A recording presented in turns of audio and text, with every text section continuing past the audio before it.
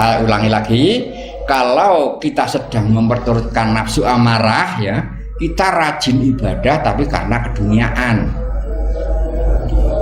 karena rezeki, karena wanita, karena supaya selamat, tambah gak selamat ya, karena Allah pasti selamat, karena panjang umur, itu keduniaan. Kita jangan memperturutkan hawa nafsu kita sendiri. Kemudian karena pahala, karena takut neraka, itu memperturutkan hawa nafsu yang asalnya dari bulan tadi. Itu yang dimaksud oleh Rasulullah, jangan kalian melakukan sesuatu tanpa ilmu pengetahuan. Kita belum jelas kita ini memperturutkan apa, tapi rajinnya setengah mati, nggak tahu, tambah hidupnya tambah dikendalikan oleh makhluk seperti yang tadi itu. Kalau nggak makhluk yang dari bulan ya dari matahari, kalau nggak yang dari matahari ya dari bumi. Lah kalau kita berserah diri dan ibadah karena Allah, maka baik ucapan, baik tindakan, baik pendapat orang itu ini dalam bimbingan Allah Subhanahu wa Ta'ala. Jadi tidak akan mungkin melakukan sesuatu yang akibatnya nggak disukai oleh Allah. Tidak akan mungkin. Asal ibadahnya karena Allah tadi. Soalnya tidak koslet, tidak terhubung dengan bumi, bulan, matahari tadi, tidak. Jangan dipikir kalau nggak ibadah karena rezeki kita melarat, jangan. Memangnya rezeki dari wiritan. Rezeki ini dari Allah. Siapapun yang ibadah karena Allah nggak mungkin melarat. Jadi orang yang rajin ibadah tapi karena takut neraka sama dengan mendatangi neraka. Gitu. Tambah nggak akan mungkin luput dari situ. Kita mendatangi, akhirnya masuk.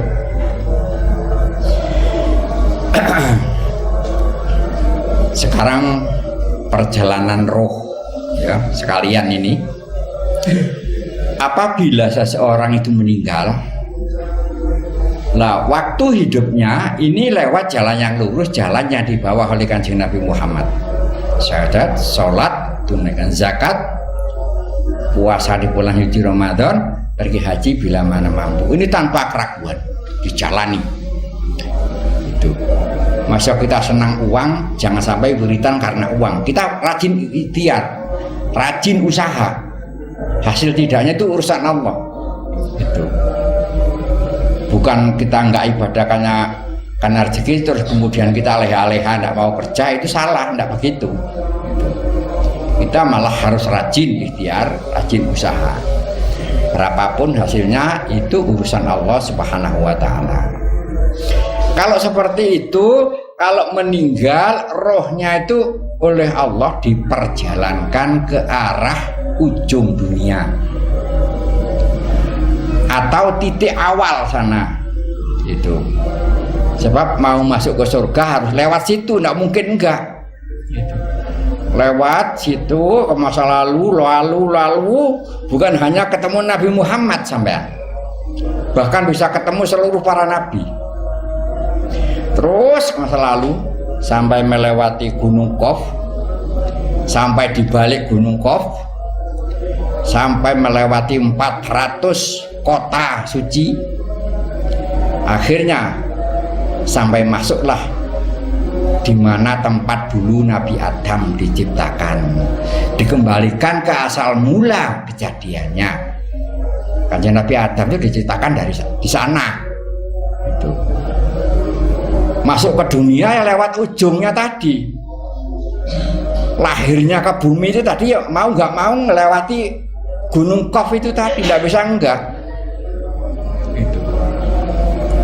Sampailah ke masa sekarang, tapi lah ibadah karena selain Allah, apabila meninggal rohnya berjalan ke masa lalu, masa depan, masa terkemudian. Kemudian tidak pernah mencapai puas sudah. kemudian terus sampai masuk ke titik akhir. Titik akhir itu ya akhir dunia ini, ya kiamat kubro itu tadi, sekalian bahannya neraka tadi. Jadi tanpa kita sadari, roh manusia seluruhnya di muka bumi ini berjalan ke dua arah tadi. Kalau enggak berjalan ke arah ke titik awal, ya berjalan ke arah titik akhir. Gitu. Jadi menjadi seorang mukmin tadi harus tahu persis letaknya surga itu di mana, walaupun kita belum ke sana, letaknya neraka itu di mana. Harus tahu. Jadi kita tidak boleh melakukan sesuatu tanpa ilmu pengetahuan. Letaknya sangat jelas. Siapapun orangnya. Ya, cuma di dalam hati ini ada sedikit kegembiraan, ada sedikit rasa sejuk karena selama bersahadat, selama masuk Islam, selama itu pula akhirnya akhir ini juga ditaruh di surga semuanya. Itu yang membuat saya masih agak sejuk dikit. Cuma maksud saya itu jangan sampai ke sana, jangan sampai lewat titik akhir, langsung ke titik awal sana. Jadi selama manusia ini bersahadat, membaca 2 kali syahadat, itu walaupun melalui proses ya, di sana masih dicuci dulu ya, dicuci. Ada yang 10 tahun, ada yang 20 tahun, ada yang 100 tahun, bahkan ada yang miliar tahun. Begitu bersih, sesuai dari perilaku kita berada di dunia, kemudian masih tetap diangkat. Oleh sebab itu, saudara-saudara, jangan kita membeda-bedakan. Selama itu orang Islam, anggap saja itu saudara sendiri. Karena orang itu akan selalu bahagia hatinya kalau orang itu punya sifat menghargai orang lain, menghargai pendapat orang lain, kemudian menghargai hasil karya orang lain.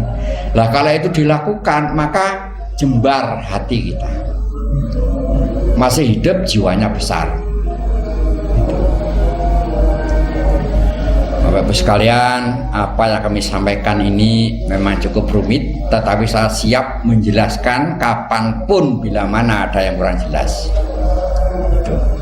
Karena saya mengetahui, saya memahami ini tidaklah main-main. Saya mendapat petunjuk dari Allah Subhanahu wa Ta'ala, dan kami tidak meragukan sedikit pun tentang hal itu. Itulah Bapak-Ibu sekalian yang dapat kami sampaikan untuk malam hari ini. Kami akhiri cukup sekian. Assalamualaikum warahmatullahi wabarakatuh. Waalaikumsalam.